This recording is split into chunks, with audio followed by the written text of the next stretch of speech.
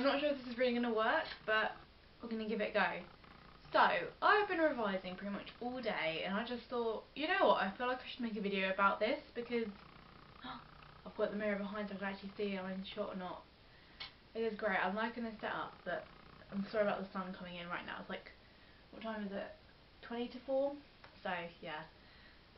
Anyway, I've been revising all day and I thought, you know, I probably should do a video about revision because, like myself and many teenagers at the moment, we're probably all revising really hard for GCSEs, AS levels, A levels, maybe uni exams. I don't know when uni exams are, but it is basically exam season in the UK. So I thought, why don't I do like a revise with me kind of video? So that is what I'm going to do. So I've got all my psychology stuff out now. So I think I might just go through this. So in psychology we've finished all our content, and in English as well we've finished all the content, so it's just revision now. So at college they've given us like a kind of timetable for the next half of the term, because we go on study leave on the 23rd of May I think, and it's the 25th of March today. So I've still got 2 months-ish left at college. So on this pink sheet we just have like from like now until after Easter till exact study leave, we've got like a sort of timetable of what we're going to be doing. I really don't know whether you can see that, but so this week we're going to be doing revising psychopathology and social influence from paper 1, and this is all stuff we did last year. So right now I'm going through my old folders and getting out all that stuff ready for next week. And then at the weekends, at the moment, I'm doing lots of 16 markers because they're the questions I always fall down on in marks. So I did 2 of them today. I did a learning, no I didn't, that's one I need to get marked, because my teacher said if you've got any like questions you want marked, just like give them our way and we'll do it. So I did one on the cognitive interview for like the accuracy of eyewitness testimony. And then I did another one on the effects of institutionalisation on early attachment. So I did 2 16 markers, and that took me about 40 minutes because they suggest that we spend like 20 to 25 minutes on 16 markers. So, and that's perfect for me because I spend about 40 minutes, like 45 minutes revising anyway, like per revision slot. So yeah, that's how I'm revising psychology at the moment. But what I do at the end of, I've got these for like every subject now, every topic in psychology now. So in most subjects, after I've learnt a topic, I do like a big sort of, it's not even a mind map, it's like a big A3 summary. So on here I've got my memory studies. I actually rewrote this one from last year because I hadn't done memory in so long. I thought, oh my god, I need to just write it all out again. So I put all my like studies on one A3, and then I did all my like theory bits on another one. So like the theory of monotropic attachment and stuff, I put that on like another A3. So yeah, I always do that at the end, and then now I'm going on to like the exam technique part, because that's the bit I'm like falling down on at the moment in psychology. So yeah, so now I'm just going to find my, social influence and psychopathology stuff in here. So I've got a massive like ring binder of stuff. This is all last year's content, I think. Yeah, paper 1 and paper 2 is last year. So I've got paper 1 there, which says social influence, memory, attachment and psychopathology. So I'm going to take my social influence booklet out. So I've got that from last year. Like if you're doing A levels now or ASs, like just keep everything from last year, it'll make your life so much easier. And then I've got a psychopathology one as well. So here it is. They're 2 different colours because at AS these 2 are on 2 different papers, but at A level these are on the same paper, so that's why they're different colours. So this is what I keep all my stuff in for like a daily basis on college. So in here I have a subject divider for sociology, 1 for English and 1 for psychology, obviously. So I'm going to put those in there, and I might put my mind maps in here as well. So if I put that there, because I think we have a paper 1 mock coming up soon, because last year at AS we only had 2 papers for psychology, this year we have 3, so we're just gradually like revising our way through it.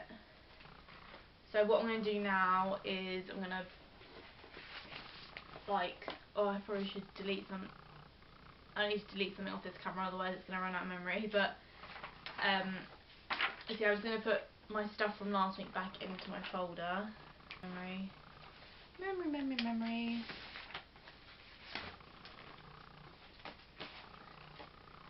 Yeah, I do spend a large proportion of my Saturdays like sorting out all my folders as well. So yeah, we also got given this really useful sheet the other day actually.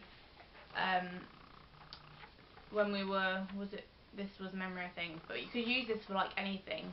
We basically got this was from AQA I think, and it's basically got, it's got like a STEM question at the top. So these are the sort of questions where they give you like a little scenario, then you have to like apply your knowledge of that sort of theory to the question as well as using the STEM. So this one was a 16 marker on someone studying their modern language exams. He basically got to explain why he can remember some words of some language and kind of forget the others. So it's basically questions about retrieval failure. And then what they did is they split it into AO1, AO2 and AO3. So AO1 is like the description part, and then the AO2 is the like linking back to the STEM bit of the question, and then AO3 is the evaluation. We did get given a plain copy of this, so we had to fill it out ourselves, but this is like the marked version, so that was the marked one, this is my own. But yeah, I thought that was really useful, and I might just like use that structure again for future reference, so if I get given any like homework I can use that. So yeah, liked that. Probably my favourite topics in psychology, if you're wondering. I definitely love psychopathology. I find that really interesting because obviously talk about depression and stuff, and OCD, and that's kind of the field I want to go in when I'm older. How much work is required at A level? This is like one half of it. I'm pretty sure I showed this in my last year's like revision video, but yeah. So down here I have like a bookcase, and on the bottom of it is all my folders, so I'm just going to put that away. So basically I have 2 LibreArch files for sociology and psychology, then I've got one for English. So I'm going to get my other psychology one out now. See, this one's a little bit smaller because obviously this year there was like a little bit less content because we did like research methods, because we did most of research methods last year, we learnt less this year. So this was a recent benchmark I did, and I got a C in that, which was really helpful because I was really thinking like, oh my god, I'm failing psychology, but I got a C in this one, so I'm clearly not failing it. So that is my psychology stuff filed away and revised for this week. I mean, I'll probably do more revision in the week, obviously.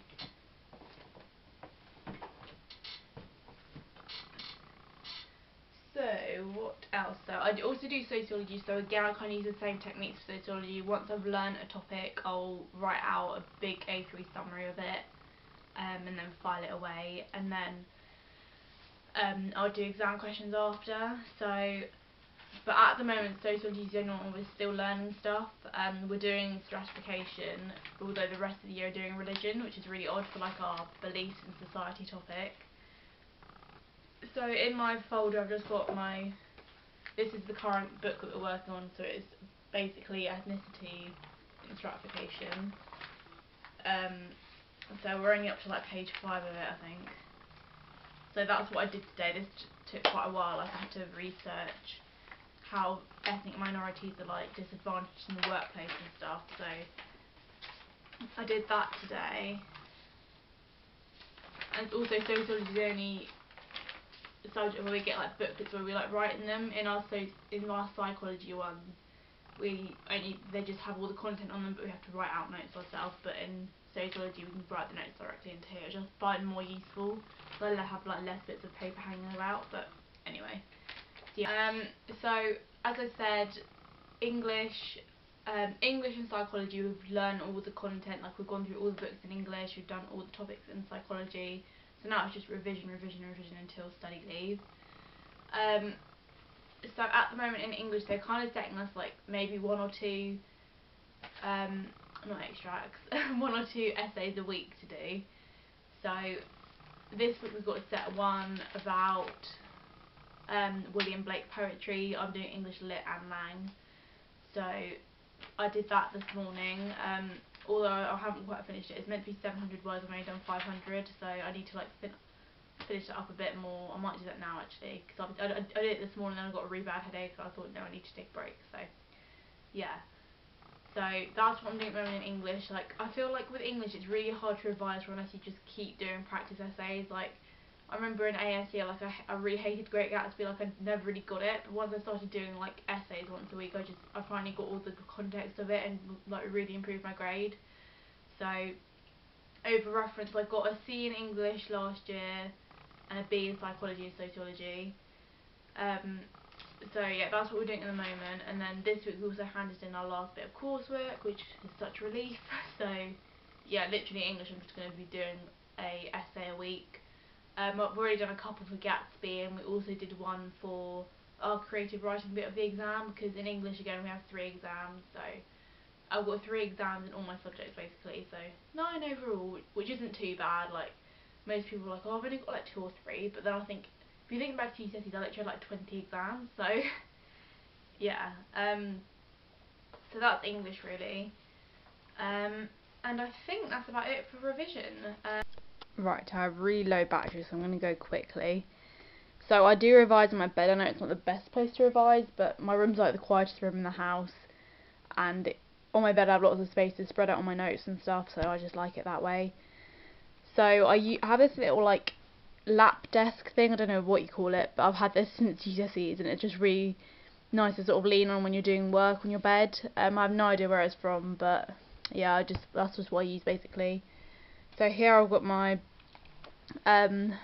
what's it called, like weekly planner thing. This is from WH Smith. So I just tick off stuff I've done throughout the week and stuff. And then I just use that for writing out my 16 markers and my notes. And then that's like my folder that brings me to college every day. And then over here is my little bookshelf thing. I do realise how messy it is over here. And this is also my little filming background. I won't go through all of that because I might save that for a room tour video thing. So on this shelf I have like lots of biographies and stuff. But here is my actual English text. So I've got, focus, there we go. So I have my William Blake Songs of Innocence and Experience. Do not recommend reading them, they're really like quite boring, but that's English. And I have Great Gatsby, Catcher in the Rye, Stuart, A Life Backwards, and then the play Jerusalem.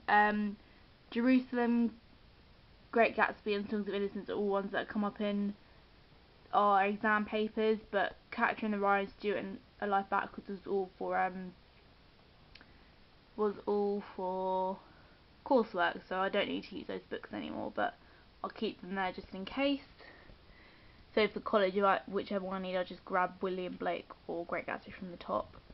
And then down here I have all my folders. So here I have my English one, so this has got all my notes and stuff from the past couple of years at college. And then here I have my 2 psychology ones. This is like my paper 1 and paper 2. And then that one is all paper 3 and research methods. I think that's all paper 3 anyway, so yeah. And then over here I have 2 sociology ones. This one again is paper 1, paper 2. And this one is paper 3 and research methods, but research methods comes up in 2 of my sociology papers, so I couldn't quite decide which one to put in, but there's obviously less in here because it's from this year only, so I just kept all that in there. I also forgot to mention like my sort of revision timetable. So on a Saturday I just keep that day aside for revision purposes only, because I don't work at weekends, so that just kind of makes sense to me. So as I said, I revise from about half, like maybe 10 or 11, depending what time I get up, to about 4:30 or 5 in the afternoon, and then during the week, and then Sunday I have a complete day off, like college work. I usually go out with my mum or go out with my friends or whatever if they're not working. So yeah, I just leave that day completely free so my mind can have a bit of a break. And then on a Monday I don't actually have college, so what I'm doing now I've kind of stopped driving, I'm going to definitely revise Monday mornings, and then I also work Monday afternoons from 2:30, so that gives me a big slot to revise now.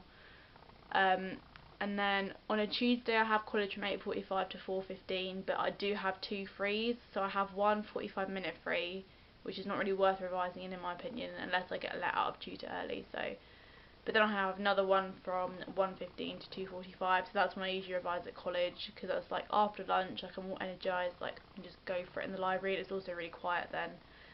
So yeah, that's the sort of times I revise at college. And then on a Wednesday I have a 10:45 start. Yeah.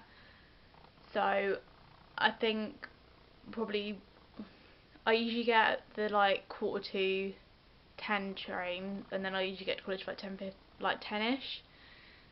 So I do try and revise in the mornings, but then I do like to have a line as well. So most Wednesdays I don't actually revise at college or at home, but then I do have a full day of lessons as well where we're just revising anyway.